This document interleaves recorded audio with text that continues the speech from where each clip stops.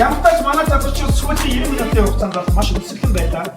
Өсөлтөн нь оюун санааны гэж хэлж байгаа. Юм сурын мэдээ гэдэг энэ гал хэрэгцээ бол бидэд өндөр байна. Энэ бол маш авштай байна.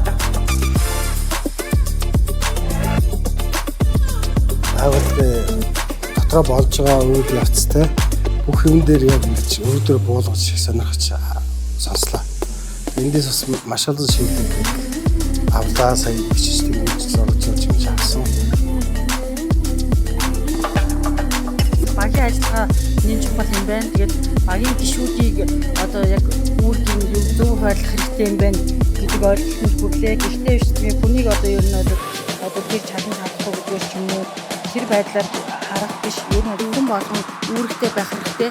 Үүргээ биелүүлэхэд хүн болгоноос одоо юу хариуцлагатай идэх тэтгэлтэйгээр ажиллах хэрэгтэй байна гэдгийг хэлж байна.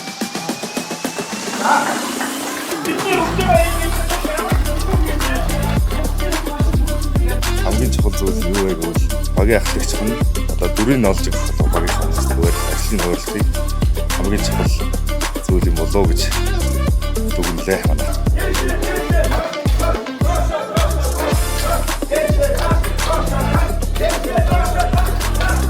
Хүн өөрөө одоо дэмжиж шалтгаалж байгаа бол ялгаатай байж хамаа.